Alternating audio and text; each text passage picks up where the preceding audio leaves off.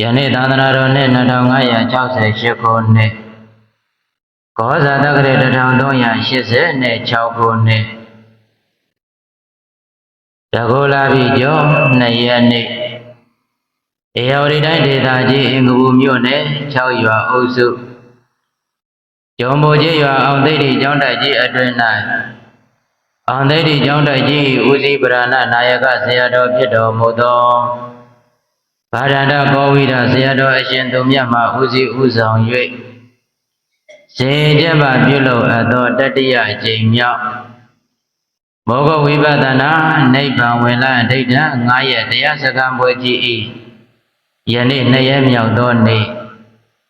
ထို2ရက်မြောက်သောနေ့ညချမ်းကာလသမယ၌တရားနာပရိသတ်အပေါင်းသူတော်ကောင်းတို့အားကျေးဇူးဆက်သောအဖြစ်ဆွေးနွေးတင်ပြအကြံပြုဟောကြားအပ်သောကြည်တံပရမယူမလာတရားတော်ဘာတရားတော်လဲတော်ကဲ့သို့တရားဒေသနာတော်မြတ်တို့ကိုဟောကြားခြင်းနာကြားခြင်းကြီးညိုသရာပွားများခြင်းမပြုမီဩဇာပရမမူလတရားမှရှင်ဖြစ်တော်မူသည့်အစိမ့်တရားသုံးလောကထောထားရှင်တော်မြတ်စွာဘုရားအားနမောတတ္တဂါထာဖြင့်ရှေခိုးပူဇော်ကြောကြပါကုန်စို့နမောတတ္တဘဂဝတောအရဟတောသမ္မာသမ္ဗုဒ္ဓတ္တနမောတတ္တဘဂဝတောအရဟတောသမ္မာသမ္ဗုဒ္ဓတ္တနမောတတ္တဘဂဝတောအရဟတောသမ္မာသမ္ဗုဒ္ဓတ္တတရားဘာရှင်ဖြစ်တော်မူသည့်အစိမ့်တရားသုံးလောကထောထားရှင်တော်မြတ်စွာဘုရားအားရှေခိုးပူဇော်ကြောပြီးသည့်နောက်ယနေ့ညချမ်းကာလသမယ၌သစ္စာဓမ္မသဘင်ကြီးကိုဟောကြားနာကြားကြီးညိုသရာပွားများခြင်းမပြုမီအလုံးသောဓမ္မပရိသတ်အပေါင်းသူတော်ကောင်းတို့မှအသေးကုန်သောမေတ္တာဓာတ်တို့ကိုခံယူကြရအောင်ရှေ့ကနေပြီးတော့ဦးဇင်းကတစ်ခေါက်တိုင်ပေးမယ်နောက်ကနေပြီးတော့ယောဂီသရောဆင်ပေါင်းတို့ကနှစ်ခေါက်ပြိုင်တူဆက်လက်ပြီးတော့ဆိုကြရမှာဖြစ်ပါတယ်သောတာကြောင့်အလုံးပဲလောက်ကလေးတွေကြည်ပြီးတော့မေတ္တာဓာတ်တွေခံယူကြရအောင်ဖယားများစွာဧမြေတာခံယူပါ၏ဖယားဖယားများစွာဧမြေတာခံယူပါ၏ဖယားဖယားများစွာဧမြေတာခံယူပါ၏ဖယားတရားများစွာဧမြေတာခံယူပါ၏ဖယားတရားများစွာဧမြေတာခံယူပါ၏ဖယားတရားများစွာဧမြေတာခံယူပါ၏ဖယားသံဃာများစွာဧမြေတာခံယူပါ၏ဖယားသံဃာများစွာဧမြေတာခံယူပါ၏ဖယားသံဃာများစွာဧမြေတာခံယူပါ၏ဖယားမိဘနှစ်ပြားဧမြေတာခံယူပါ၏ဖယားမိဘနှစ်ပြားဧမြေတာခံယူပါ၏ဖယားမိဘနှစ်ပြားဧမြေတာခံယူပါ၏ ဘယာဆရာများစွာဧမြေတာခံယူပါ၏ဘယာ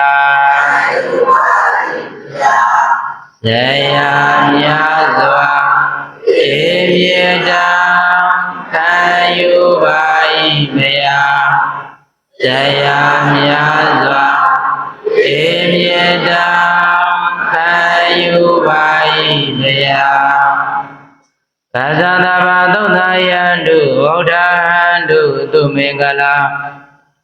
ဒိုရင်တုဒုက္ခရိကာမေပုရိန္တုသဗ္ဗပါရမိသာသနာ့ဘာကိုစီကိုငါကိုဒေသ၌ပြောကြဆရာတတဝါဟုသမျှတို့သည်သောတာယံတုအိမ်မယမကောင်းစွာမ၍နိတ္တကြည်သာအိဆနိုင်ကြပါစေကုန်သတည်းသူမင်္ဂလာမင်္ဂလာကျက်သည်ရှဝေလံတပြည့်စံပွင့်ကြကုန်သည်ဖြစ်၍ဩဒါဟံတုကောင်းစွာမိုးသောအလင်းရောက်လျက်ထားမြောင်တို့ကြနိုင်ကြပါစေကုန်သတည်းဒုက္ခရိကာမေအဘေဒုက္ခရိရောက်မြင်အကြောင်းမကောင်းညစ်စို့အကုသိုလ်ဒုစရိုက်မျိုးကိုဒိုရင်သူတော်လက်နက်ဝိပဿနာတရားဆက်ဖြင့်ပြိုပြနိုင်ကြပါစေကုန်သတည်းသဗ္ဗပါရမေလောင်းလျာပြေကောင်းရာသည့်သုံးပြစေလီပါရမီအပေါင်းအကျင့်ကောင်းကိုဘုရင်တို့တဆင့်ထတဆင့်ရင်တရရင်အောင်မလွင့်ပုံသွေပြည့်ကျင့်နိုင်ကြပါစေကုန်တော်တည်း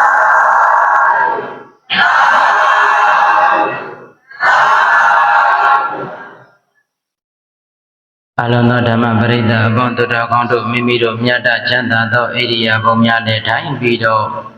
ဟောကြားလက်တန်သောတရားဒေသနာတော်မြတ်တို့ကိုနာယူမှတ်သားနိုင်ကြပါပြီ။ထိုကဲ့သို့တရားဒေသနာတော်မြတ်တို့ကိုနာယူမှတ်သားရမှာဖြစ်သည့်အတွက်ကြောင့်အလုံးသောဓမ္မပရိသတ်အပေါင်းတို့ယနေ့ညနာယူမှတ်သားရမည်တရားကောင်းစဉ်ရဲ့အမည်ကပါလေ။ပြေတံပရမယူမလားတဲ့ဘာပရမလဲပြေတံနဲ့ပရမဆိုတာဒီဓမ္မပရိသတ်တို့လောကမှာမရှိဘူးလားရှိသလားအဲ့ဒီလောကမှာရှိတဲ့ပြေတံပရမကြီးသည်တဲ့ဓမ္မပရိသတ်တို့၏တန်ဖိုးသည်အနက်ကထိုက်တန်တယ်တန်ဖိုးအနက်ကဆိုတာဒီဓမ္မပရိသတ်တို့ရေတွက်လို့မရအောင်တန်ဖိုးရှိတယ်ဟုတ်ရဲ့လားအဲ့ဒီအတွက်ကြောင့်ဘုရားရှင်ကိုရောမြတ်ကြီးကလည်းပဲจิตသားจิตသမီးတို့ရေတဲ့လောကကြီးမှာလည်းပဲပြေတံပရမရှိသလိုတဲ့တို့လောကနေပယ်မှာလေဘာပရမရှိတာလဲပြေတံပရမရှိသလိုတဲ့จิตသားတို့ဤတဲ့မင်းတို့လူလောကကြီးကိုရောက်ရှိလာတဲ့အခါမှာလည်းပဲကွာတဲ့အဲ့ဒီလိုပြေတံပရမနဲ့တူတဲ့အရာဆိုတာလည်းပဲရှိတယ်တဲ့ပြေတံပရမနဲ့တူတဲ့အရာဆိုတာမရှိဘူးလားရှိသလား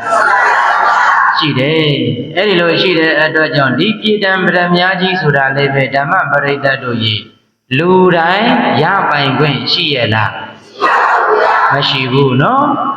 ဘာကြောင့်မရှိတာလဲဆိုတော့ဓမ္မပရိသတ်တို့ဤပြည်တန်တဲ့ပရမကြီးသည်တန်ဖို့နည်းနည်းလေးပြီးလို့ရပါမလားတန်ဖို့များများပြီးမှတခြားရမှာလားပြည်တန်ပရမကြီးရမှာလားပြည်တံပရမကြီးကိုလိုချင်ရင်တော့ဓမ္မပရိသတ်တို့ရေတဲ့အချိန်တွေလည်းပဲပေးရမယ်။ဘာတွေပေးရမှာလဲ။အချိန်တွေလည်းပဲပေးရမယ်။အရွယ်တွေလည်းပဲပေးရမယ်။ဘာတွေပေးရမလဲ။အဲ့ဒီလိုမျိုးအချိန်တွေအရွယ်တွေပေးပြီးမှသာလျင်တဲ့ဒီပြေတံပရမကြီးနဲ့တူတဲ့အရာကိုရနိုင်မယ်။မှန်ရဲ့လား။အဲ့ဒီလိုပြေတံပရမကြီးဆိုတာလည်းပဲဓမ္မပရိသတ်တို့ရေလွယ်လွယ်ကူကူနဲ့ရနိုင်ပါမလား။ သောတော်ကြောင့်ဘုရားရှင်ကိုယ်တော်မြတ်ကြီးကတေယတာပိဘိခဝေဝေပုံလောပပ္ပတောဘေခဝေယဟန်တော်မြတ်ကိုจิตသားတို့တေယတာပိဥပမာဆောင်ပြီးတော့ငါဘုရားဟောပြရမယ်ဆိုပါလျင်ဝေပုံလောအလွန်တရားမှကြီးကျယ်ခံရသောဝေပုံလားတောင်ကြီးသည်အတ္တိရှိပါပေ၏တဲ့จิตသားတို့၏တဲ့ငါဘုရားဥပမာဆောင်ပြီးတော့ဟောပြရမယ်ဆိုရင်တဲ့အလွန်တရားမှကြီးကျယ်ပါသောဝေပုံလားတောင်ကြီးဆိုတာရှိတယ်တဲ့ပရိသတ်တို့၏ဘာတောင်ကြီးလဲအဲ့ဒီဝေပုံလားတောင်ကြီးရှိတဲ့အတွက်ကြောင့်ဝေပုံလားတောင်ကြီးသည်ဓမ္မပရိသတ်တို့၏တဲ့ဘုရားရှင်ကိုယ်တော်မြတ်ကြီးကသောတို့ဝေပုံလားတောင်ကြီးသည်အုပ်စောမြင်လဲမြင်ပါပေ၏တဲ့နံပါတ်1ဝေပုံလားတောင်ကြီးသည်နှိမ့်နာလားမြင့်နာလားအုပ်စောမြင်လဲမြင်ပါပေ၏ဓာတုဟောနာသမ္မနောသစ်ပင်ပန်းပန်းတို့နဲ့လေပြည့်စုံလာပါပေ၏တဲ့နံပါတ်2ဘာတွေနဲ့ပြည့်စုံတာလဲအလွန်အမတန်မှတင့်တယ်လှပါသောဓမ္မပရိသတ်တို့၏တဲ့သစ်ပင်ပန်းပင်တို့နဲ့လည်းပဲမပြည့်စုံတာလားပြည့်စုံတာလားနံပါတ်1ဝေပုံလားတောင်ကြီးသည်နှိမ့်နာလားမြင့်နာလားအဲ့ဒီမြင့်ပါတယ်ဆိုတဲ့ဝေပုံလားတောင်ကြီးပေါ်မှာဓမ္မပရိသတ်တို့၏တဲ့အလွန်အမတန်မှလိုချင်စရာတိဟုသောအစဉ်အနတ်တို့နဲ့ပြည့်စုံပါတယ်ဆိုတဲ့သစ်ပင်ပန်းပန်တွေလည်းပဲမရှိဘူးလားရှိတာလားဒီတဲ့အခါကျတော့နာနာယရဏသံဃာတော်အမျိုးမျိုးသောယရဏ9ပါးနဲ့လည်းပြည့်စုံပါတယ်နံပါတ်3ကဘာ9ပါးနဲ့ပြည့်စုံတာလဲယရဏ9ပါးဆိုတာဒီဓမ္မပရိသတ်တို့၏အဲ့ဒီဝေပုံလားတောင်ကြီးပေါ်မှာရွှေငွေယရဏကြောက်တံဗရမ ्या တွေလည်းပဲမရှိတာလားရှိတာလားအလွန်အမတန်မှတင့်တယ်လှပပါသောတစ်ပင်ပန်းပန်တွေလည်းပဲမရှိဘူးလားရှိလားဒီဝေပုံလားတောင်ကြီးကိုပြန်ပြီးတော့ကြည့်တော့ဓမ္မပရိသတ်တို့၏ဝေပုံလားတောင်ကြီးသည်နှိမ့်နာလားမြင့်နာလားအဲ့ဒီမြင့်ပါတယ်ဆိုတဲ့ဝေပုံလားတောင်ကြီးပေါ်မှာလည်းပဲတစ်ပင်ပန်းပန်တွေမရှိဘူးလားရှိသလားတစ်ပင်ပန်းပန်းဆိုတာဒီဓမ္မပရိသတ်တို့၏ပန်းပွင့်ကိုတွေ့ပြီဆိုရင်လူငယ်ပဲဖြစ်ဖြစ်လူကြီးပဲဖြစ်ဖြစ်ဘာဖြစ်ချင်တာလဲခူးကျင်ကြတာပန်ကျင်ကြတာဟုတ်ရဲ့လားအဲ့ဒီလိုမျိုးအလွန်အမတန်မှဓမ္မပရိသတ်တို့၏တဲ့လိုချင်စရာကောင်းတဲ့တင့်တယ်လှပသောတစ်ပင်ပန်းပန်တွေလည်းပဲမရှိတာလားရှိတာလားပြီးတဲ့အခါကျတော့နာနာယရဏသမ္ပန်တို့အမျိုးမျိုးသောယရဏ9ပါးနဲ့လည်းပြည့်စုံတယ်တဲ့ယရဏကဘယ်နှပါးယရဏ9ပါးနဲ့လည်းပဲမပြည့်စုံတာလားပြည့်စုံတာလားအဲ့ဒီလိုပြည့်စုံပါတယ်ဆိုတဲ့အဲ့ဒီလိုဝေပုံလားတောင်ကြီးပေါ်ကနေပြီးတော့တန်ဖိုးရှိတဲ့အရာတွေလည်းပဲမရှိတာလားရှိတာလားအဲ့ဒီလိုဝေပုံလားတောင်ကြီးပေါ်ကိုလည်းပဲတဲ့ဓမ္မပရိသတ်တို့ကြီးလူအုပ်စု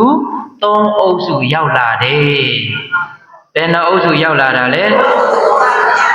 တယောမေဘေကဝေတတကတပုဂ္ဂလာဘေကဝေယံတို့မြာအိုချက်သားတို့တတကရတို့ဝေပုံလားတောင်ကြီးဘောသို့ရောက်ရှိ၍လာကြကုန်သောပုဂ္ဂလောပုဂ္ဂိုလ်တို့သည်ဣမေတယောဤ3မျိုးတို့ပါပြီတဲ့ဝေပုံလားတောင်ကြီးဘောကိုဓမ္မပရိသတ်တို့၏လူအုပ်စုဘယ်နှအုပ်စုလာတယ်အဲ့ဒီလိုလူအုပ်စု3အုပ်စုလာတယ်ဆိုတော့ဓမ္မပရိသတ်တို့၏ဒီဝေပုံလားတောင်ကြီးပေါ်ကိုရောက်ဖို့ဆိုတာဒီတဲ့လွယ်လွယ်ကူကူနဲ့ရောက်ပါမလားဝေပုံလားတောင်ကြီးပေါ်ကိုလွယ်လွယ်ကူကူနဲ့ဘာကြောင့်မရောက်တာလဲဆိုရင်နှိမ့်လို့လားမြင့်လို့လားအဲ့ဒီမြင့်ပါတယ်ဆိုတဲ့ဝေပုံလားတောင်ကြီးပေါ်မှာလည်းပဲအလွန်အမတန်မှရှုမောပွေရာနှစ်သက်စရာတည်းဟုသောပန်းပွင့်ပန်းပန်တွေလည်းပဲမရှိဘူးလားယရဏ9ပါးလည်းပဲမရှိဘူးလားအဲ့ဒီလိုရှိပါတယ်ဆိုတဲ့ဝေပုံလားတောင်ကြီးပေါ်ကိုတက်တဲ့ပုဂ္ဂိုလ်တွေကတော့နံပါတ်1ပုဂ္ဂိုလ်က လက်လည်းမပါဘူးအသိဉာဏ်လည်းမရှိဘူးတဲ့နံပါတ်1ပုဂ္ဂိုလ်ကဘယ်လိုပုဂ္ဂိုလ်လက်လည်းမပါအသိဉာဏ်လည်းမရှိတဲ့ပုဂ္ဂိုလ်ကတရားတဲ့နော်ဓမ္မပရိသတ်တို့နံပါတ်1ပုဂ္ဂိုလ်ကဓမ္မပရိသတ်တို့ရေးတဲ့လက်တော်ပါတယ်အသိဉာဏ်မပါဘူးတဲ့နံပါတ်2ကဘယ်လိုပုဂ္ဂိုလ်လက်တော်ပါတယ်တဲ့သူ့မှာအသိဉာဏ်ရှိရဲ့လားနံပါတ်1ပုဂ္ဂိုလ်ကလက်လည်းမပါအသိဉာဏ်လည်းမရှိတဲ့နံပါတ်2ပုဂ္ဂိုလ်ကလက်တော်ပါတယ်အသိဉာဏ်မရှိတဲ့အဲ့ဒီလိုပုဂ္ဂိုလ်တွေရောက်ရှိလာတဲ့ဒီဝေပုံနာတောင်ကြီးပေါ်မှာနံပါတ်3ပုဂ္ဂိုလ်ကတော့လက်လည်းပါတယ်အသိဉာဏ်လည်းရှိတယ်တဲ့နံပါတ်3ကဘယ်လိုပုဂ္ဂိုလ်လဲလက်လည်းပါတယ်အသိဉာဏ်လည်းရှိတယ်တဲ့နံပါတ်3ပုဂ္ဂိုလ်ကဓမ္မပရိသတ်တို့၏ဝေပုံနာတောင်ကြီးပေါ်ကိုပုဂ္ဂိုလ်ဘယ်နှမျိုးရောက်အဲ့ဒီ3မျိုးရောက်လာတဲ့အခါမှာဒီဝေပုံနာတောင်ကြီးပေါ်မှာလည်းပဲဓမ္မပရိသတ်တို့၏အလွန်အမတန်မှလှပပါတယ်ဆိုတဲ့ပန်းပွင့်နေမရှိဘူးလားဟောပြီးတဲ့အခါကျတော့အလွန်အမတန်မှတန်ဖိုးရှိပါတယ်ဆိုတဲ့ယရဏ9ပါးလည်းပဲမရှိဘူးလားအဲ့ဒါဆိုရင်ဓမ္မပရိသတ်တို့ဤဒီပန်းပွင့်ပန်းပန်တွေကိုလိုချင်ပါတယ်ဆိုရင်ပန်းကျင်ပါတယ်ဆိုရင်ဘာနဲ့ခူးရမယ်လက်နဲ့ခူးရမယ်ဟုတ်ရဲ့လားဒီလက်မပါတဲ့အတွက်ကြောင့်ဒီပန်းပွင့်ပန်းပန်တွေကိုဘယ်လိုခူးလို့ရမှာလဲရနိုင်ပါမလားပြောချင်တာကတော့ဓမ္မပရိသတ်တို့ရေးတဲ့နံပါတ်1ပုဂ္ဂိုလ်ကိုကြည့်လိုက်တဲ့အခါကျတော့လက်တော့ပါတယ်အသိဉာဏ်မရှိဘူးနော်အသိဉာဏ်မရှိတဲ့အခါကျတော့ဓမ္မပရိသတ်တို့ယေရဏ9ပါးရဲ့ပန်းပွင့်ပန်းပန်တွေရဲ့ဘယ်အရာကတန်ဖိုးရှိတယ်ဆိုတာကိုသူသိရဲ့လားဘာမရှိလို့အသိဉာဏ်မရှိလို့ဟုတ်ရဲ့လားအသိဉာဏ်မရှိတဲ့အတွက်ကြောင့်ဒီကရွှေကတော့ဘလို့တန်တယ်ငွေကတော့ဘလို့တန်တယ်ဗရမ ्या ကတော့ဘလို့တန်တယ်နီလာကတော့ဘလို့တန်တယ်သူတန်ဖိုးကိုသိရဲ့လားတန်ဖိုးကိုမသိတဲ့အတွက်ကြောင့်ဓမ္မပရိသတ်တို့ရေးတဲ့ဟဲ့ဒီပုဂ္ဂိုလ်ကလက်ပါပြီးတကာလယရဏ9ပါးကိုကောက်ယူတာလားပန်းပွင့်ပန်းပန်ကိုယူသွားတာလားအမြင်နဲ့ဆုံးဖြတ်သွားတာပေါ့နော်အဲ့လိုအမြင်နဲ့ဆုံးဖြတ်သွားတယ်ဆိုတော့လည်းပဲသူ့မှာပြန်ပြီးတော့ကြည့်တော့အသိဉာဏ်ကမှမပါတာဘာမပါတာလဲတို့ဓမ္မပရိသတ်တို့ဆိုရင်တဲ့အဲ့ဒီဝေပုံနာတောင်ကြီးဘောကိုရောက်ပြီဆိုပါစို့ဗျာဘယ်ကိုရောက်တာလဲဝေပုံနာတောင်ကြီးဘောကိုရောက်တဲ့အချိန်ခါမှာဘာလုပ်တယ်လဲဆိုရင်အဲ့ဒီပန်းပွင့်ပန်းပန်ကိုခုမလားယရဏ9ပါးကိုကောက်မလားဘာပါလို့အသိဉာဏ်ပါလို့ဟုတ်ရဲ့လားအသိဉာဏ်ပါယုံနဲ့ဒီယရဏ9ပါးကိုကောက်ယူလို့ရပါမလားဘာလို့အသိတယ်လဲလက်လဲလူသေးတယ်ဘာလို့သေးတာလဲအသိဉာဏ်ရှိပြီးတော့ဓမ္မပရိသတ်တို့ရေလက်မပါရင်လည်းပဲကောက်ယူလို့ရပါမလားအေးပြောချင်တဲ့သဘောတရားကတော့ဓမ္မပရိသတ်တို့ရေဆိုလိုချင်တာကဘာလဲဒီဝေပုံလတောင်ကြီးဆိုတာဒီတခြားကိုပြောတာမဟုတ်ဘူးတဲ့ဝေပုံလတောင်ကြီးဆိုတာဒီတဲ့သာသနာတော်ကြီးကိုပြောတာဘာကိုပြောတာလဲအဲ့ဒီဝေပုံလတောင်ကြီးဒီဓမ္မပရိသတ်တို့ဤတခြားနဲ့တူတာလားသာသနာကြီးနဲ့တူတာလားအဲ့ဒီသာသနာကြီးနဲ့တူတဲ့ဝေပုံလတောင်ကြီးဘောကိုဓမ္မပရိသတ်တို့ဤလူအုပ်စုဘယ်နှအုပ်စုရောက်လာတယ်တို့လောကကြီးမှာဓမ္မပရိသတ်တို့ဤလူတွေအမျိုးမျိုးဘုံဘုံမတွေ့ရတာလားတွေ့ရတာလား တွေ့ကြရတယ်ဟုတ်ရဲ့လားအင်္ဂါစုံတဲ့ပုဂ္ဂိုလ်တွေရှိသလိုအင်္ဂါမစုံတဲ့လူပုဂ္ဂိုလ်တွေလည်းပဲလောကကြီးမှာမြောင်များစွာမကြုံရဘူးလားကြုံရသလားဒါကလောကအမြင်နဲ့ကြည့်တာနော်လောကအမြင်နဲ့ကြည့်လိုက်တဲ့အခါကျတော့အင်္ဂါကလည်းပဲမစုံတဲ့အတွက်ကြောင့်လူကျင်တဲ့ပစ္စည်းကိုလွယ်လွင့်တကူယူလို့ရပါမလားတပန်းသူကကောက်ယူပေးတယ်ဆိုရင်တော့မှပဲဓမ္မပရိသတ်တို့ကြီးကိုယ်မှာကလက်မပါတဲ့အတွက်ကြောင့်လက်ခံနိုင်စွမ်းမရှိဘူးတဲ့မှန်ရဲ့လားအေးအဲ့ဒါတွေကလည်းပဲဒါကလောကအမြင်နဲ့ကြည့်လိုက်တဲ့အခါကျတော့အသိဉာဏ်မှမရှိရင်လည်းပဲ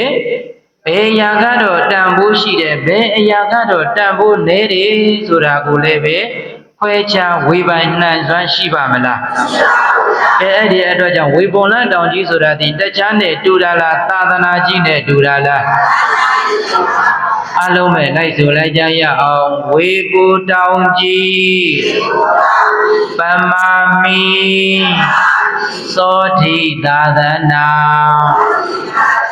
ကံကောင်းထောင်းမှရောက်လာကြမြာလာတို့သူငါဝေဘူတောင်ကြီးပမာမီသောတိသာသနာကံကောင်းထောင်းမှရောက်လာကြမြာလာတို့သူငါအလုံးသောဓမ္မပရိသတ်တို့ရေတဲ့ဝေပုံလာတောင်ကြီးဆိုတာဒီတခြားနဲ့တူတာလားသာသနာကြီးနဲ့တူတာလားအဲ့ဒီသာသနာတော်တွင်ထဲမှာတို့တတွေဒီဓမ္မပရိသတ်တို့ရေလူလာပြည့်ရတာဒီကံဆိုးလို့လားကံကောင်းလို့လားကံကောင်းထောင်းမှရောက်လာကြတဲ့နော်ကံကောင်းလို့တို့တွေလူလာပြည့်ရတာဘာပြည့်ရတာလဲကံကောင်းထောင်းမှရောက်လာကြမြားလာတို့သူငါတဲ့အဲ့လိုမျိုးဝေဘုံလာတောင်ကြီးနဲ့တူတဲ့သာသနာတော်အတွင်းမှာတို့တွေလူလာဖြစ်တဲ့အခါမှာလည်းပဲကုသိုလ်တရားတွေဆိုတာမရှိဘူးလားအေးအဲ့ဒီကုသိုလ်တရားတွေကတော့ဓမ္မပရိသတ်တို့ရဲ့အနှစ်ချုပ်ပါဆိုရင်တဲ့နံပါတ်1ဒါနာတဲ့နံပါတ်1ပါလဲနံပါတ်2ကသီလနံပါတ်3ကဘာဝနာတဲ့ဓမ္မပရိသတ်တို့ရေဟုတ်ရဲ့လားအေးအဲ့ဒီလားဝေပုံလာတောင်ကြီးပေါ်မှာလည်းပဲဓမ္မပရိသတ်တို့ရေသာသနာကြီးနဲ့ကြုံနေတဲ့အချိန်မှာဒါနဆိုတာမရှိဘူးလားသီလဆိုတာမရှိဘူးလားဘာဝနာဆိုတာမရှိဘူးလားအဲ့ဒီဒါနသီလဘာဝနာလို့ခေါ်ဆိုအပ်တဲ့အဲ့ဒီအနှစ်3ဖြာကိုဓမ္မပရိသတ်တို့ရေလိုချင်ရင်ဗာနဲ့ယူရမယ်ဟမ်လက်နဲ့ယူရမယ်ဗာနဲ့ယူရမလဲလက်ဆိုတာဒီတရားကိုပြောတာမဟုတ်ဘူးတဲ့ဟထောတိတတ္တယဝဇနံတဲ့ဘုရားရှင်ကိုရောမြတ်ကြီးကလက်သည်တရားတရားနဲ့တူတယ်လက်ကဘာနဲ့တူတာလဲသာသနာတော်ကြီးတော်ကြီးမှာလူတဲလာဖြစ်တဲ့ဓမ္မပရိသတ်တို့ရေတဲ့နော်လူလာဖြစ်ပြီးတက္ကလာတရားတရားမှမရှိဘူးဆိုရင်လည်းပဲဒီဒါနကိုယူလို့ရပါမလားသီလဆောင်တည်လို့ရပါမလားဘာဝနာဝိပဿနာတရားတွေပွားများလို့ရပါမလားဘာမရှိလို့လဲတရားတရားမရှိလို့တဲ့ဟုတ်ရဲ့လားအဲ့ဒီအတွက်ကြောင့်ဘုရားရှင်ကိုယ်တော်မြတ်ကြီးကလည်းပဲဒီတရားတရားဆိုတာဒီတဲ့တတ္ထာယတရတိတိဩဃံတဲ့ကာမောကဘာဩဃဒိဋ္ဌောကအဝိဇ္ဇောကလို့ခေါ်ဆိုအပ်တဲ့ဩဃ၄ပြားမြစ်ပင်လေကြီးကိုကူးခတ်နိုင်စွမ်းရှိတာသည်တခြားလားတရားတရားလားတရားတရားဟုတ်ရဲ့လားယနေ့ယခုဓမ္မပရိသတ်တို့ရေဟဲ့ဒီ9ရက်တာတရားစခန်းပွဲကြီးမှာအာယုံစွမ်းနေအာယုံချိုပွဲတွေနှိမ့်စွမ်းနေနှိမ့်ချိုပွဲတွေရည်မိအတန်တော်တွေပြီးတဲ့အခါကျတော့အေးဒါနာတွေဇီဝိဒဒါနစေအလူတော်တွေဓမ္မပူဇာတွေစ second လူဒန်းနေတာဒီဘာရှိလို့လဲဘာရှိလို့ယနေ့ယောဂီသူတော်စင်အပေါင်းတို့လည်း9ရက်တာတရားစခန်းပွဲကြီးကိုလာရောက်ပြီးတော့တရားတွေလာပြီးတော့အားထုတ်နေတာဒီဘာရှိလို့လဲ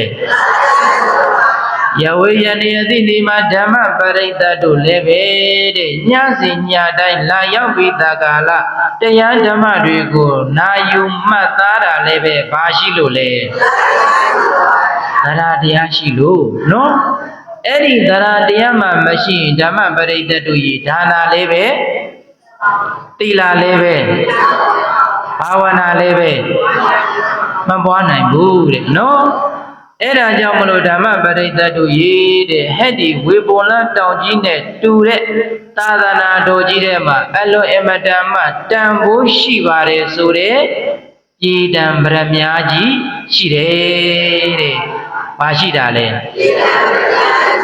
ပြည်တံဗရမ ्या ဆိုတာဒီဓမ္မပရိသတ်တို့ရေးတခြားကိုပြောတာမဟုတ်ဘူးတဲ့။နိဗ္ဗာန်ကိုပြောတာ။ဘာကိုပြောတာလဲ။နိဗ္ဗာန်ဆိုတာတခြားနဲ့တူတာလားပြည်တံပရမ ्या ကြီးနဲ့တူတာလားပြည်တံပရမ ्या ကြီးနဲ့တူတဲ့နိဗ္ဗာန်ကြီးကိုတို့တတွေရအောင်လို့မယူရမလားယူရမလားအလုံးသောဓမ္မပရိသတ်တို့ဤပြည်တံပရမ ्या ယူမလားဟမ်သူတို့မဟောတဲ့အတိုင်းပဲဟမ်ပြည်တံပရမ ्या ယူမလားလွယ်လွယ်လေးနဲ့ရပါမလားအဲ့ဒီပြည်တံပရမ ्या ကြီးကိုလိုချင်ရင်တော့ဓမ္မပရိသတ်တို့ရေဝေပုံလတောင်ကြီးပေါ်ကိုရောက်အောင်တက်ဘယ်ကိုရောက်အောင်တက်ရမှာလဲဝေပုံလတောင်ကြီးပေါ်ကိုတက်ပြီးတော့ဓမ္မပရိသတ်တို့ရေဟဲ့ဒီမှာပန်းပွင့်ပန်းပန်တွေကောက်ပြီးတော့အချိန်မကုန်နဲ့ဘာတွေကောက်ပြီးအချိန်မကုန်နဲ့လဲပန်းပွင့်ပန်းပန်နေကောက်ပန်ပြီးတကာလအချိန်ကုန်မနေကြနဲ့တဲ့နော်တို့သာသနာတော်ကြီးမှာလူလာဖြစ်ပြီးတကာလဓမ္မပရိသတ်တို့ကြီးဘုရားရှင်ကိုယ်တော်မြတ်ကြီးကဒါနနဲ့လည်းပဲအချိန်မကုန်နဲ့နော်ဒါနပြုပြီးတော့လည်းပဲအချိန်မကုန်နဲ့သီလစောင့်တည်ပြီးတော့လည်းပဲဘာရှိသေးတာလဲဘာဝနာဝိပဿနာတရားကိုပွားများဖို့ရှိသေးတယ်ဟုတ်ရဲ့လားအဲ့ဒီအတွက်ကြောင့်ဘုရားရှင်ကိုယ်တော်မြတ်ကြီးကယုံကြည်လေးမြတ်တတာဓာတ်မှတ်လေးလဟုတာတဲ့ယုံကြည်တဲ့တရားသည်တခြားနဲ့တူတာလားလက်နဲ့တူတာလားအေးလက်နဲ့တူတယ်ဆိုတော့ဒုဒတိကလည်းပဲဓမ္မပရိသတ်တို့ရေးတဲ့စလေအဆုံးအကုန်လုံးသိရအောင်လိုက်ဆိုလိုက်ကြရအောင်ယုံကြည်လေးမြတ်တတာဓာတ်မှတ်လေလဟုတာလူနတ်တို့အားစီစိမ်များဓာသွေးကြောက်ပမာမညံဘုံညာမြတ်နိဗ္ဗာန်ပြည်တံမြာကြီးပါယုံကြည်လေးမြတ်တတာဓာတ်မှတ်လေလဟုတာလူနတ်တို့အားစီစိမ်များဓာသွေးကြောက်ပမာမညံဘုံညာမြတ်နိဗ္ဗာန်ပြည်တံမြာကြီးပါကဲအလုံးသောဓမ္မပရိသတ်တို့ရေးတဲ့အဲ့ဒီဝေပုံလတောင်ကြီးပေါ်မှာလည်းပဲအမျိုးမျိုးသောယေရနာတွေမရှိဘူးလားရှိသလားအဲ့ဒီလိုအမျိုးမျိုးသောယေရနာတွေရှိတဲ့အဲမှာလည်းပဲတဲ့ကြောက်တုံးကြောက်ခဲဓာသွေးကြောက်တွေလည်းပဲမပါဘူးလားပါသလား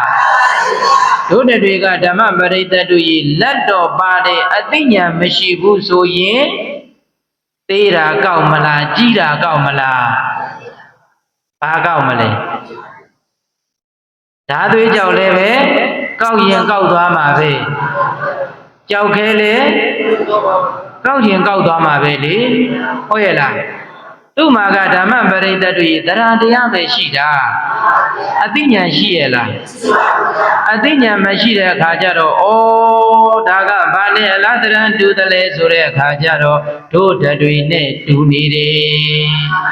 ဘယ်သူနဲ့တူနေတာလဲတို့တွေနဲ့တူနေတယ်ဆိုတော့တို့တွေကနေပြီးတော့ဒါနာလေးပြုသီလလေးစောင့်တည်ပြီးတဲ့အခါကျတော့ဘာတွေလုပ်တယ်လဲ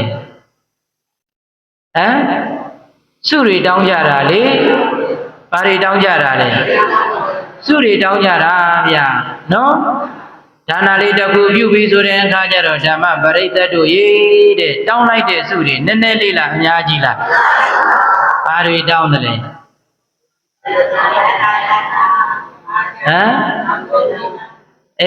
မိမိတို့အိမ်မှာနေတဲ့အခါကျတော့ဓမ္မပရိသတ်တို့ရေဘုရားရှိခိုးသွားပြီးတက္ကလဘုရားကိုစွမ်းတော်ကရေချမ်းလေးကစင်မီလေးကပြီးတော့လေဘုရားရှိခိုးဘုရားလည်းရှိခိုးပြီးတက္ကလဘာတွေလုပ်ကြသလဲဘုရားသမီးတော်တို့ယနေ့ယခုစွမ်းနေတကဝရေချမ်းစင်မီတို့ကိုစက္ကလူတန်းရသောကောင်းမှုကံစေတနာအပေါင်းတို့ကြောင့်လောက်တော့လေတောင်းနေကြအတိုင်းလေးပေါ့ပါလေယနေ့ယခုစက္ကလူတန်းရသောကောင်းမှုကံစေတနာအပေါင်းတို့ကြောင့်တဲ့လူမင်းစည်းစိမ်လူမင်းစည်းစိမ်အကျဉ်းချင်းနမင်းစည်းစိမ်အကျဉ်းချင်းတဲ့မတောင်းဘူးလားတောင်းသလားတောင်းကြတာဟုတ်ရဲ့လားလူမင်းစည်းစိမ်အကျဉ်းချင်းနမင်းစည်းစိမ်အကျဉ်းချင်းဗြဟ္မာမင်းစည်းစိမ်အကျဉ်းချင်းတဲ့ဘာလို့တာလဲပြီးသွားပြီလားဘာကြံသေးလဲဆက်လက်ပြီးတော့တောင်းတာယမမင်းစည်းစိမ်အကျဉ်းချင်းတို့နဲ့တက္ကဝဘုရားတပည့်တော်တို့မိသားစုအပေါင်းတို့သည်တဲ့ငှက်ဖြစ်တော်လဲစင်ဖြစ်တော်လဲတကြွနေတဲ့ဟုတ်လားမတောင်းဘူးလားတောင်းသလားတောင်းကြတာဗျာနော်အဲ့ဒီလိုတောင်းတဲ့အတွက်ကြောင့်လည်းပဲဒုတတွေဒီဓမ္မပရိသတ်တို့ရေသာသနာတော်ကြီးမှာလူလာဖြစ်ပြီးတက္ကလဓာသွေးကြောက်လောက်ကိုကောက်ယူသွားတာဘာကိုကောက်ယူသွားတာလဲလူနတ်တို့အားစည်းစိမ်မြဓာသွေးကြောက်ဗမာတဲ့နော်ဓမ္မပရိသတ်တို့ရေလူနတ်လူမင်းစည်းစိမ်နတ်မင်းစည်းစိမ်ဆိုတာဒီတဲ့ဘာနဲ့အလားတရံတူတယ်လဲဆိုရင်ဓာသွေးကြောက်နဲ့တူတာဘာနဲ့တူတာလဲဓာသွေးကြောက်ဆိုတာဒီဓမ္မပရိသတ်တို့ရေသွေးလေဘာဖြစ်တာလဲသွေးလေပါလေဟလားသွေးလေပါလေနဲ့သိသွေးရင်နဲ့နောက်ဆုံးဘာဖြစ်တာ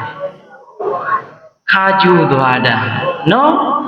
အဲ့လိုခါကျူပြီးတော့ဓမ္မပရိသတ်တွေနောက်ဆုံးကြတော့ကုန်သွားတာပါပဲအဲ့ဒါလူမင်းစည်းစိမ်နတ်မင်းစည်းစိမ်ဆိုတာဒီတခြားနဲ့တူတာလားဓာသွေးကြောင့်နဲ့တူတာလားတို့တွေကအဲ့ဒီဓာသွေးကြောင့်ကြီးကိုကောက်ပြီးတော့ကျင့်တတ်နေကြတာဘာဖြစ်နေကြတာလဲမလီကြောက်ခဲကြီးကတော့အကြီးကြီးပဲกว่าငါကတော့ထောပြီးနော်ဓမ္မပရိသတ်တို့ရေဟုတ်ရဲ့လားအဲ့ဒါကဘာလဲဆိုတဲ့အခါကျတော့တဲ့တရားတော်ရှိပါရဲ့အသိဉာဏ်မရှိတာဘာမရှိတာလဲတရားဟောခဲ့တာလားဘုရားဟောခဲ့တာလားဘုရားဟောခဲ့တာအဲ့လိုဘုရားဟောခဲ့တဲ့အတွက်ကြောင့်ဒါနနဲ့အချိန်ကုန်နေရင်တော့ဓမ္မပရိသတ်တို့ရဲ့အဲ့ဒီပုဂ္ဂိုလ်ဒီအသိဉာဏ်မရှိတာပဲဘာမရှိတာလဲဒါနနဲ့အချိန်ကုန်သီလနဲ့အချိန်ကုန်ရင်တော့အဲ့ဒီပုဂ္ဂိုလ်တွေဒီအသိဉာဏ်နည်းလို့ဒီလိုပြောရမှာပေါ့နော်လုံးဒါနမပြုသီလမစောင့်တည်တဲ့ပုဂ္ဂိုလ်ထက်စာရင်တော့ဒီပုဂ္ဂိုလ်ကတော်သေးတာပေါ့မှန်ရဲ့လားနံပါတ်3ပုဂ္ဂိုလ်ကတော့လက်လဲပါတယ်အသိဉာဏ်လည်းရှိတယ်ဟုတ်ရဲ့လား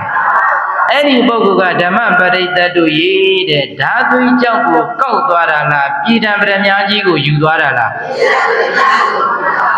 ပြည်ဓမ္မပရမကြီးကိုယူသွားတာနော် ဟဲ့ဒီမှာဓမ္မပရိသတ်တို့ရဲ့သာသနာတော်အတွင်းထဲမှာလူလာဖြစ်ပြီးတကာလအဲ့ဒီနံပါတ်3ပုဂ္ဂိုလ်ကဒါနာလည်းပြုတယ်သီလလည်းစောင့်တည်တယ်ဘာဝနာဝိပဿနာတရားကိုလည်းပဲပွားများတယ်အဲ့ဒီတော့ကြောင့်ဓမ္မပရိသတ်တို့ရဲ့တဲ့အဲ့ဒီနံပါတ်3ပုဂ္ဂိုလ်ကလူမင်းစည်းစိမ်နမင်းစည်းစိမ်အကျဉ်းချင်းခံစားပြီးတော့နောက်ဆုံးဓမ္မပရိသတ်တို့ရဲ့တခြားလားပြည်တံပရမကြီးရသွားတာလားပြည်တံပရမသည်တခြားကိုပြောတာလားနိဗ္ဗာန်ကိုပြောတာလားနိဗ္ဗာန်ကိုပြောတာဟုတ်ရဲ့လားတို့တွေကဓမ္မပရိသတ်တို့ရဲ့ကြီးညိုယုံတတ်တတ်လောက်နဲ့အချိန်ကုန်နေတာ။ဘာနဲ့အချိန်ကုန်တာလဲ။ကြီးညိုယုံတတ်တတ်နဲ့အချိန်ကုန်နေတာ။အဲ့ဒီအကိုဓမ္မပရိသတ်တို့ရဲ့ဥပမာသာရကတင်ပြီးတော့ကြည်ပါဆိုရင်တဲ့။ဦးဇင်းတို့ဘုရားရှင်ကိုယ်တော်မြတ်ကြီးလက်ထပ်စဉ်အခါတုန်းကဝဂ္ဂလီဆိုတဲ့ယဟန်တစ်ပါးရှိတာပေါ့။ဘယ်သူလဲအဲ့ဒီဝဂ္ဂလီကဓမ္မပရိသတ်တို့ရေ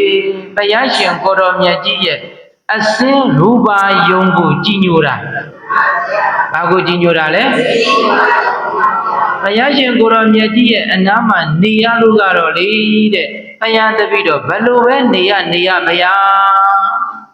ဓမ္မပရိသတ်တို့ရေဘုရားကိုမကြီးညိုဘူးလားဘလောက်တရားကြီးညိုတယ်လဲဆိုရင်ဘုရားရှင်ကိုယ်တော်မြတ်ကြီးကတော့မှပဲသရတရားနေရာမှာသရတရားအားကောင်းလို့သရတရားရှိလွန်းလို့ကိုဣတရိပွဲပေးရတာအဲ့လောက်တရားသရတရားကောင်းတာနော်ဥပ္ပင်သူညာတော်လည်းပဲဓမ္မပရိသတ်တို့ဤသရတရားကောင်းပင်ကောင်းညာတော်လည်းပဲဝဂ္ဂလီဒီအမှန်တရားကိုယာယီသေးရဲ့လားမရသေးတဲ့အတွက်ကြောင့်ဘုရားရဲ့ဓမ္မပရိသတ်တို့ရေအစင်းရူပါယုံကိုကြည့်ပြီးတော့မကြည်ညိုနေတာလားကြည်ညိုနေတာလားအဲ့ဒီချိန်ကမှဘုရားရှင်ကိုယ်တော်မြတ်ကြီးကရှင်သာဝဂ္ဂလီတဲ့မင်းငါရဲ့ခန္ဓာကိုယ်အပုပ်ကောင်ကြီးကိုကြည်ယုံတတ်တတ်နဲ့တော့မင်းအတွက်ဘာမှမထူးခြားဘူးဘာထူးခြားမလဲကုသိုလ်ရယုံကလွယ်လို့ထူးခြားမှုရှိပါမလားအေးမရှိဘူးတဲ့နော်ဓမ္မပရိသတ်တို့ဘုရားရဲ့အစဉ်ရူပယုံကိုကြည့်ပြီးတော့ကြီးညိုတယ်ကြီးညိုပြီးတကာလဘုရားရဲ့ဝိညာဉ်ဝဆာတွေကိုလောက်ကင်ပေးနေတဲ့အတွက်ကြောင့်ကုသိုလ်တော့ရတယ်ဘာကိုရတာလဲဝဂ္ဂလီတဲ့จิตသားမင်းကလေးတဲ့ငါပြီးသားမှာနိနိကကနဲ့နေရတော်လဲပဲတဲ့မင်းကငါနဲ့အဝေးကြီးပါကွာတဲ့ဘာဖြစ်တာလဲနိနိလေးလားအဝေးကြီးလားဝဂ္ဂလီစဉ်းစားရခတ်သွားတာပေါ့ဘုရားနဲ့ငါနဲ့ကအနိနိလေးပါဘုရားကဘာလို့ငါ့ကိုအဝေးကြီးလို့ပြောတာလဲဓမ္မပရိသတ်တို့ကြီးပြန်ပြီးတော့နှလုံးသွင်းကြည့်နော်ဝဂ္ဂလီကလည်းပဲဘုရားရဲ့အစဉ်ရူပယုံကိုပဲကြည်ပြီးတော့ကြီးညိုတာအဲ့ဒီချိန်ကမှဘုရားရှင်ကိုယ်တော်မြတ်ကြီးကဝဂ္ဂလီမင်းငါရဲ့ဟဲ့ဒီခန္ဓာကိုအပုပ်ကောင်ကြီးကိုကြည်ပြီးုံနဲ့တတ်နေတော့မင်းအတွက်ဘာမှထူးခြားမှုဖြစ်မလာဘူးအဲ့ဒီအတွက်ကြောင့်တဲ့မင်းငါဘုရားကိုကြည်ညိုတဲ့ငါဘုရားကိုလေးစားတယ်ဆိုရင်တဲ့ငါဘုရားရဲ့တရားတော်တွေကိုမင်းကျင့်ကြံလိုက်စမ်းပါတဲ့။ဘာကိုကျင့်ခိုင်းတာလဲ။တရားကိုကျင့်ခိုင်းတာမှန်ရဲ့လား။အေးငါရဲ့ခန္ဓာကိုယ်ကြီးဆိုတာကလည်းပဲကွာတဲ့အပုပ်ကောင်ကြီးတဲ့။ဘာကောင်ကြီးလဲ။အဲ့ဒီခန္ဓာကိုယ်ကြီးကိုမင်းတစားစီပြုတ်ပြီးတော့ကြည့်လိုက်စမ်းပါကွာတဲ့။မင်းငါရဲ့ခန္ဓာကိုယ်ကြီးဘယ်နေရာကတင့်တယ်စရာရှိသလဲ။ဟုတ်ရဲ့လားဓမ္မပရိသတ်တို့အေးမင်းပြုတ်ပြီးတော့ကြည်လိုက်အဲ့ဒီ32ခုထာတာကိုဓမ္မပရိသတ်တို့ရေခေါင်းကားခြေလက်အကုန်လုံးအင်္ဂါတွေသူ့အစိပ်ပိုင်းကိုမင်းပြုတ်ပြီးတော့ပွားတယ်မင်းပုံပြီးတော့ကြည်လိုက်စမ်းတဲ့ဘယ်နေရာကတာယာစရာကောင်းတယ်လေတာယာစရာကောင်းရဲ့လားမကောင်းဘူးဘုရားရှင်ကိုယ်တော်မြတ်ကြီးကအဲ့ဒီလိုပြောပြီးတော့ဝဂ္ဂလီတဲ့จิตသားမင်းငါပြီးနာမှာနေပင်နေရညာတော်လဲပဲတဲ့မင်းကငါဘုရားနဲ့အဝေးဆုံးပါပါဘုရားနဲ့နီးတာလားဝေးတာလား ပြောကျင်တဲ့သဘောတရားသည်ဓမ္မပရိသတ်တို့၏ဘုရားရှင်ကိုရောမြတ်ကြီးကျင့်ကြံထားခဲ့တဲ့လမ်းပြထားခဲ့တဲ့တရားတော်တွေကိုမှမကျင့်ကြံဘူးမကြိုးစားဘူးဘုရားရဲ့လမ်းစဉ်ကိုမှမလိုက်နာဘူးဆိုရင်ဘုရားနဲ့နီးတဲ့ပုဂ္ဂိုလ်လားဝေးတဲ့ပုဂ္ဂိုလ်လားပြောကျင်တာဒီဓမ္မပရိသတ်တို့၏သာသနာတွင်မှာလူလာဖြစ်ပြီးတကာလကိုအဟုတ်ကြီးထဲမနေကြနဲ့နော်ဒီသာသနာတွင်မှာလူလာဖြစ်တယ်ဆိုတာလေးပဲဓမ္မပရိသတ်တို့၏ဘာကိုရအောင်ယူရမယ်နိဗ္ဗာန်ကိုရအောင်ယူရမယ်ဟုတ်ရဲ့လားဒီဓာသွေးကြောက်လောက်နဲ့အချိန်မကုန်နဲ့ဒါနာလေးပြုလိုက်သီလာလေးစောင့်တည်လိုက်နဲ့ကိုဟုတ်လာပြီထင်မနေနဲ့နော်အဲ့ဒီဒါနဆိုတာလည်းပဲဓမ္မပရိသတ်တို့၏အရှိန်ကုန်ရင်ပြုတ်ကျသွားတာပဲသီလကလည်းပဲအရှိန်ကုန်ရင်ပြုတ်ကျသွားတာအဲ့ဒီဘာဝနာလို့ခေါ်ဆိုအပ်တဲ့ဝိပဿနာတရားကိုပွားများလိုက်ရင်တခြားရတာလားနိဗ္ဗာန်ရမှာလားနိဗ္ဗာန်ရမှာနော်အဲ့ဒီတော့ကြောင့်အလုံးသောဓမ္မပရိသတ်တို့၏စုတောင်းတာတွေလည်းပဲဘာလို့ရမှာလျှော့ရမှာမဟုတ်ဘူးရတန်းကနေရကြတော့မလီလျှော့ဆိုတော့ထပ်တောင်းညင်ကြသေးတယ်ပေါ့နော်စုတောင်းတာတွေလည်းပဲရကြတော့စုတောင်းလဲလို့လည်းပဲဓမ္မပရိသတ်တို့၏တို့တွေစုတဲ့တောင်းတဲ့အတိုင်းမဖြစ်နေတာလားဖြစ်နေတာလားဟာဒီစုတောင်းတလဲဆိုတော့ဓမ္မပရိသတ်တို့၏လူဖြစ်ရပါလို့ဤနတ်ဖြစ်ရပါလို့ဤနော်မတောင်းဘူးလားတောင်းသလားတောင်းတဲ့အတိုင်းပဲလူမဖြစ်ဘူးလားနတ်မဖြစ်ဘူးလားလူဖြစ်တော့ချမ်းသာသလားဆင်းရဲသလားနတ်ဖြစ်တော့လည်းပဲချမ်းသာသလားဆင်းရဲသလားအားကြောင့်ဆင်းရဲတာလေခန္ဓာရလို့တဲ့ဟုတ်ရဲ့လားအဲ့လိုခန္ဓာရအောင်လို့ဘသူတွေဆုတောင်းခဲ့တာလဲကျင့်တဲ့ရဲ့လားထပ်ပြီးတော့တောင်းကြအောင်မလားခုမှဘာကြောက်ပါပြီလဲဓမ္မပရိသတ်တို့တို့တွေဆုတောင်းခဲ့ကြတာမှန်ရဲ့လားအခုမှတို့တွေတောင်းတဲ့ဆုကဘာဖြစ်တာလဲမှားနေကြတာလေမှန်နေတာလားမှားနေတာလားဤကဲ့သို့တရားဒေသနာတော်တွေကိုနာယူလိုက်တဲ့အခါကျတော့တို့တွေတောင်းခဲ့တဲ့ဆုနဲ့တလွဲကြီးဖြစ်မနေဘူးလားဆုတောင်းမှားခဲ့လေသလားမှားခဲ့ကြတာတွေ့လားဟိအခုတောင်းတဲ့အတိုင်းရနေတော့လေပဲခံကြဖို့ဗျာဒါပဲရှိတာပဲလေဟုတ်ရဲ့လားနောက်မရအောင်နောက်မတောင်းမိအောင်တော့စင်ကြင်ကြဖို့မှန်ရဲ့လားအဲ့ဒီတော့ကြောင့်ဓမ္မပရိသတ်တို့တို့တွေသည်တဲ့ဘဝခန္ဓာရနေတဲ့အချိန်ကမှသာသနာကြီးနဲ့ကြုံနေတဲ့အချိန်မှာပြည်တံပရမညာကြီးနဲ့တူတဲ့နိဗ္ဗာန်ကိုရအောင်မယူရမှာလားယူရမှာလားအဲ့ဒီချိန်ကမှဘုရားရှင်ကိုယ်တော်မြတ်ကြီးကဝက်ကလေးကိုယောဟိပတ္တိသတ္တမံသောမံပတ္တိပန္တိတောအပတမနောသတ္တမံမံပတ္တံတံပိနပတ္တိဝါကလေးจิตဝါကလေးယောအကျဉ်သူသည်သတ္တမံသူတော်ကောင်းတရားကိုပတ္တိပတ္တိဧဝမြင်သည်သာလျင်တည်သောပန္တိတော်သူတော်ကောင်းတရားကိုမြင်သောပညာရှိသည်မင်္ဂဘုရားကိုပတ္တိမြင်ရသည်မြည်တဲ့ဝါကလေးจิตဝါကလေးတဲ့ဘလောက်ပဲမင်းတို့ကောင်းတွေကွာတဲ့ငါဘုရားကိုကြည်ညိုလေးစားတဲ့ပန္တိတော်လို့ခေါ်ဆိုအပ်တဲ့သူတော်ကောင်းတရားကိုမြင်မှသာလည်းငါဘုရားကိုမြင်မယ်တဲ့လူချင်းကိုပြောပါဆိုရင်တရားမြင်မှဘာကိုမြင်မှလဲဘုရားကိုမြင်မှမှန်ရဲ့လားသတ္တမံသူတော်ကောင်းတရားကိုအပတမနောမမြင်သောသူသည်မင်္ဂဘုရားကိုပတ္တံပိမြင်တော်လဲနပတ္တိမမြင်ဓမ္မပရိသတ်တို့မှန်ရဲ့လားသူတော်ကောင်းတရားကိုမမြင်တဲ့ပုဂ္ဂိုလ်ကငါဘုရားကိုမမြင်ဘူးတဲ့ သူတော်ကောင်းတရားကိုမြင်မှငါဘုရားကိုမြင်မှာတဲ့အဲ့ဒီအတွက်ကြောင့်ယနေ့ယခုဓမ္မပရိသတ်တို့တွေသည်တဲ့သူတော်ကောင်းတရားတွေကိုရှာဖွေပြီးတော့မနေတာလားနေတာလားအဲ့လိုနေတဲ့အတွက်ကြောင့်လည်းပဲယနေ့ယခုဓမ္မပရိသတ်တို့တို့တွေသည်ဒါနနဲ့လည်းပဲအာမယလို့သီလနဲ့လည်းပဲအာမယလို့ဘာဝနာဝိပဿနာတရားတွေကိုမပွားများနေတာလားပွားများနေတာလားအေးအဲ့ဒီလိုမျိုးဘုရားရှင်ကိုရောမြတ်ကြီးကဝက္ကလီကိုတရားဟောလိုက်တဲ့အချိန်ခါမှာဝက္ကလီဒီဓမ္မပရိသတ်တို့ရေရဟန္တာဖြစ်သွားတာဘာဖြစ်သွားတာလဲဝက္ကလီလည်းပဲအဲ့ဒီအချိန်ညမှာဩဘုရားကငါ့ကိုဒါကြောင့်ဒီစကားပြောတာကိုမှန်ရလားတရားကိုမြင်မှဘုရားကိုမြင်မယ်တရားမမြင်ရင်ငါဘုရားကိုမမြင်ဘူးလို့တရားဘာကြောင့်ပြောတာလဲဆိုတာဝက္ကလီဒီတဲ့တရားမရခင်တုန်းကသိရလားဘယ်ချိန်မှသိသွားတာလဲတရားရလို့ယဟန္တာကြီးဖြစ်မှသိသွားတာတဲ့ဟုတ်ရဲ့လားအေးအဲ့ဒီတော့ကြောင့်အလုံးသောဓမ္မပရိသတ်တို့တွေဒီလည်းပဲဝက္ကလီမထေတို့လို့တဲ့အမျိုးသားအမျိုးသမီးတို့ကြိုးစားရမယ်